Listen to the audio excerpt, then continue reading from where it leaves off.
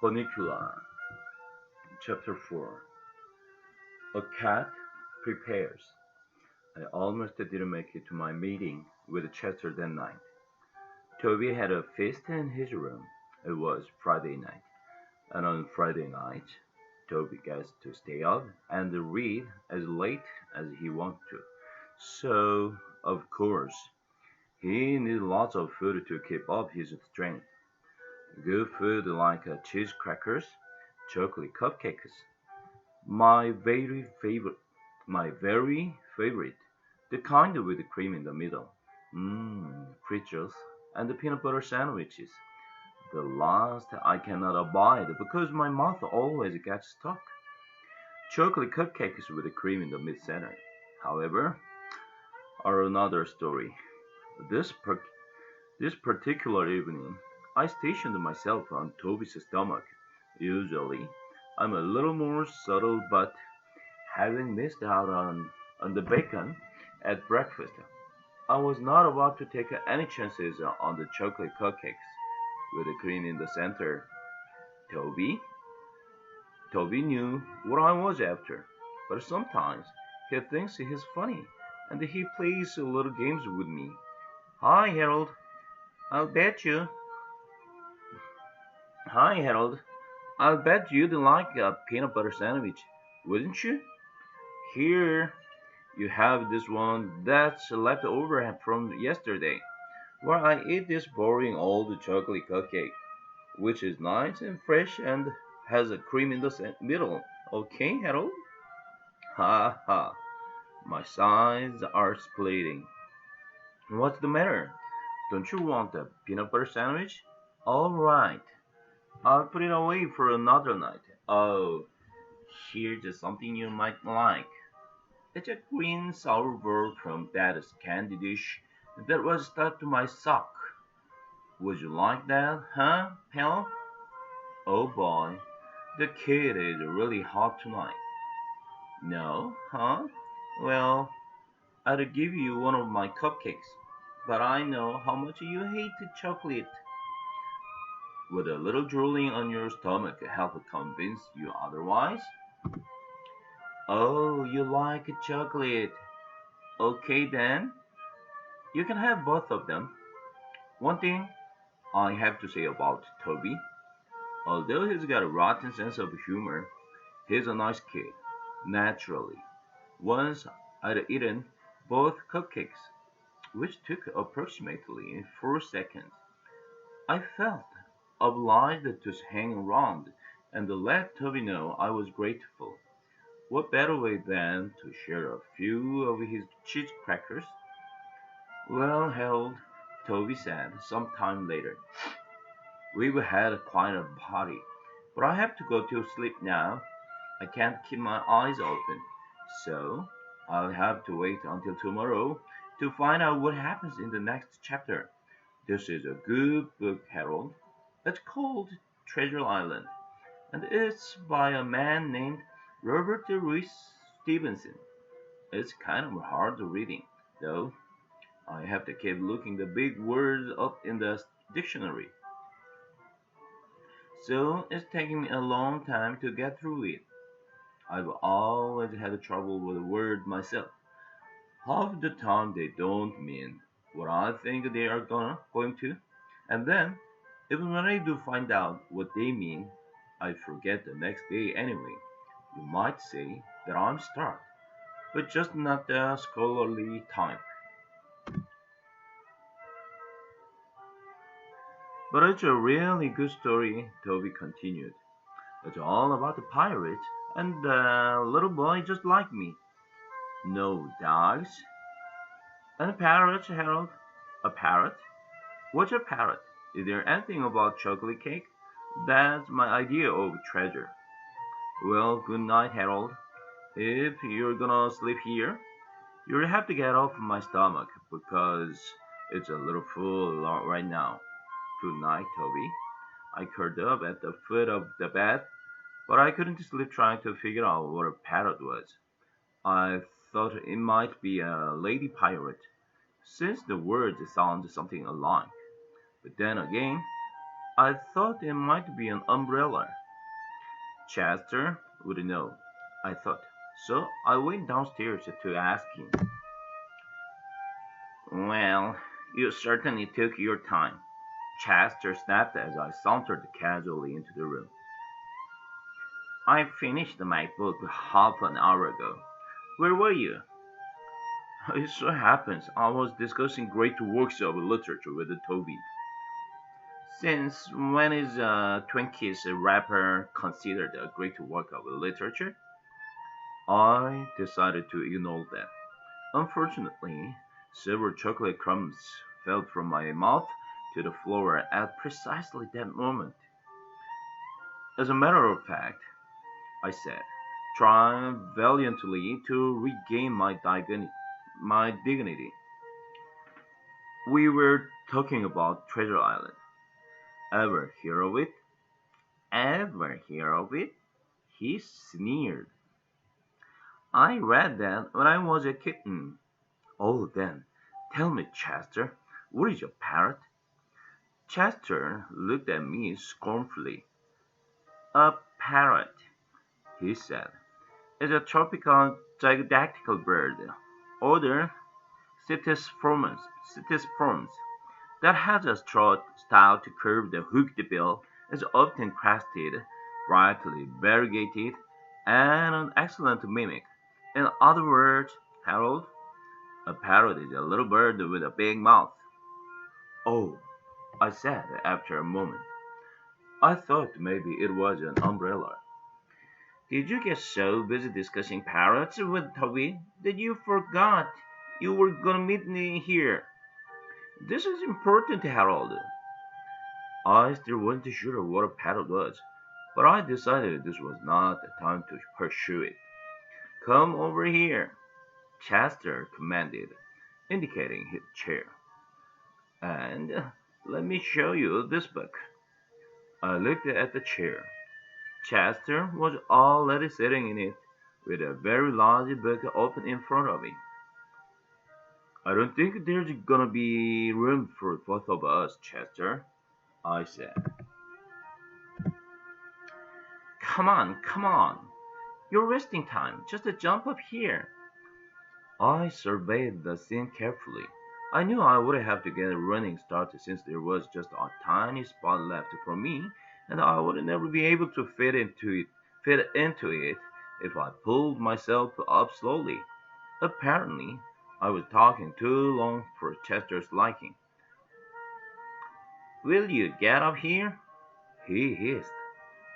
Okay, if that's what you want. I ran and jumped onto the chair, landing with a great kerplunk. Chester, where are you?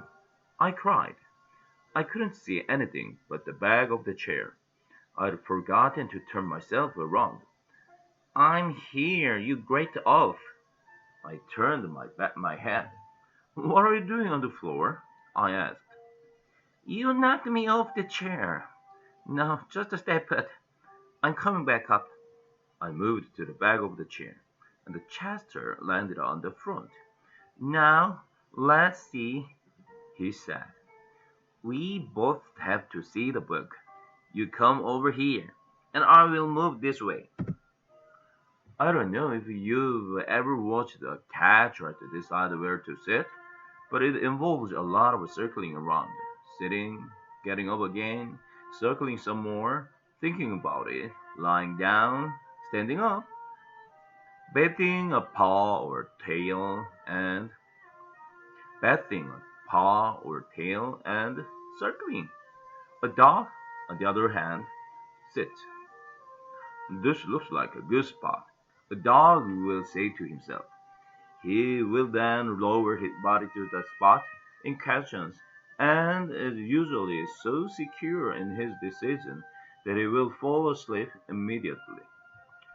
Chester took what felt like 20 minutes to settle himself in, and just as I was drifting off, the kicks started. Come on, Harold. Quit hogging the seat and wake up. What were you trying to do? Take a little cat nap? Cat nap? Ha ha ha. I yawned. No, said Chester. Turning to the book, let's get down to brass track. What exactly is on your mind? I asked. This book and that rabbit, Chatter replied.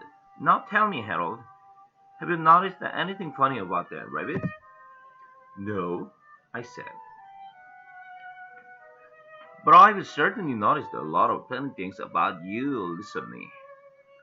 Think about it. That rabbit sleeps all day. So do I. So do you. Furthermore, he's got funny little sharp teeth. So do I. So do you. Furthermore, he gets in and out of his cage by himself. What kind of a rabbit can do that? A smart one, I said. I could do it. We're not talking about you, Harold. We're talking about the rabbit. Now, where did they find him? At the movies? Yes, but what movie? Dracula, I said. So? So, he said quickly. Remember the note around his neck. What language was it in? An obscure dialect of the Carpathian Mountain region, I answered smugly. You didn't know everything. Aha, Chester said. But what area of the Carpathian Mountain region? Area? What's an area? I looked at him blankly. Transylvania, he cried triumphantly. And that proves my point. What point? What are you talking about? And don't forget the white tomato. That's most important of all. But what? This book, said Chester, disregarding me, tells us just what we need to know. What? I practically screamed. What does it tell us? What does this book have to do with Bunnicula? What are you talking about? What's going on here? I can't stand it anymore. Chester regarded me coolly. You are really very excitable, Harold. That's not good for your blood pressure. I put my paws around his throat. Tell me, I said in a low, threatening voice, or I'll squeeze you till you pop. Okay, don't get upset. Now, this book tells you everything you've always wanted to know about the vampires, but were afraid to ask. Personally, I had never wanted to know anything about the vampires, but at the moment, I was afraid to tell that to Chester. I still don't understand what vampires have to do with our little furry friend. One, Chester said. Vampires do not sleep at night.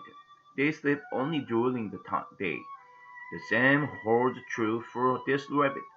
Two, vampires can get in and out of locked rooms. Bunnicula gets in and out of his locked cage. This was beginning to interest me. Didn't you say something about the refrigerator? That's right. He got the refrigerator open all by himself. 3. Vampires have long pointed teeth. They are called fangs. Well, don't we have fangs? No, we have canines. That's different. What's different about it? Fangs are more pointed, and the vampires use fangs to bite people on the neck. Yuck.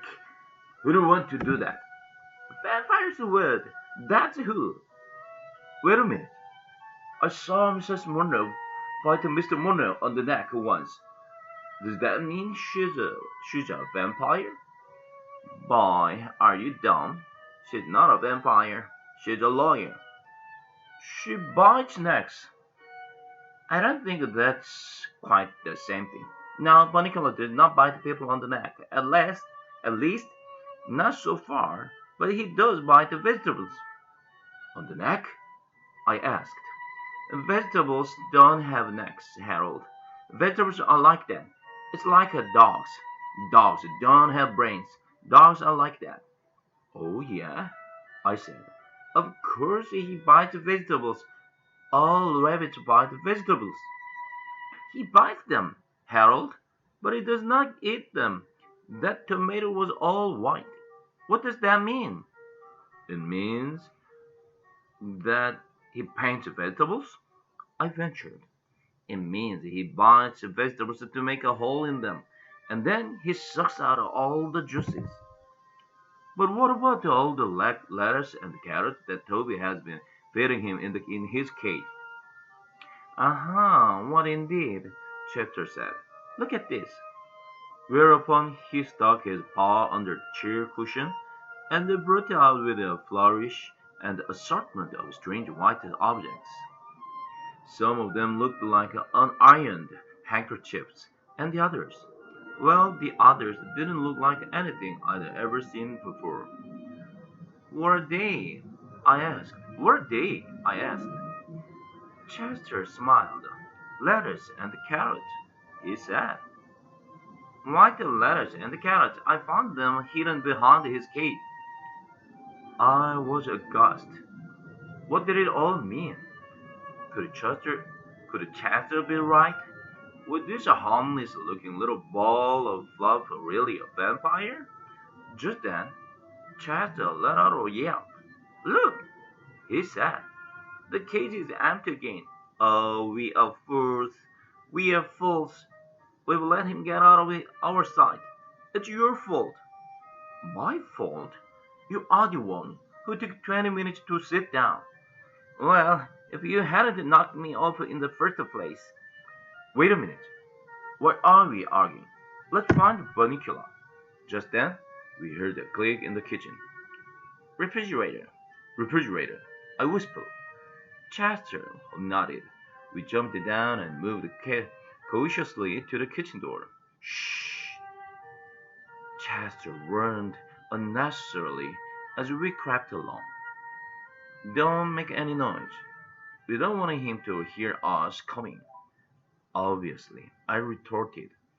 The light went out under the door. He must have closed the refrigerator, Chester said. Easy now. We pushed the door open.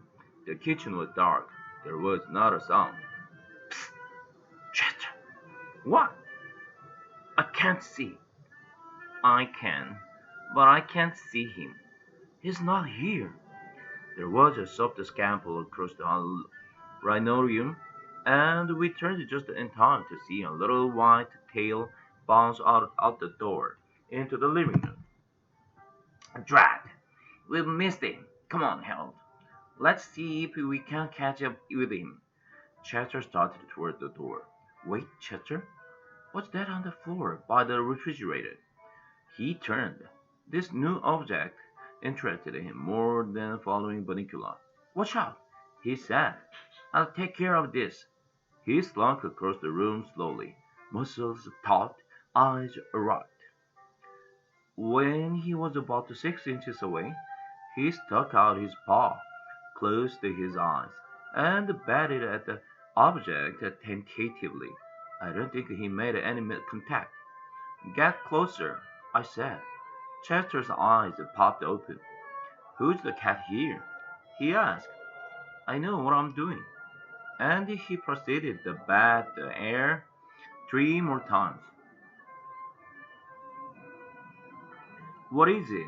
I squealed, as my throat contracted in fear. I don't know yet, but whatever it is, it's not alive. Oh boy, if I waited for you, we'll be here all night. I walked bravely to the object and sniffed it. Well, asked Chester. Beats me. Chester came closer. After a moment of close examination, he gasped. I jumped. I could feel my heart pounding in my chest. Harold? Chester blurted. What? It's... Yes? It's... What is it, Chester? It's white zucchini.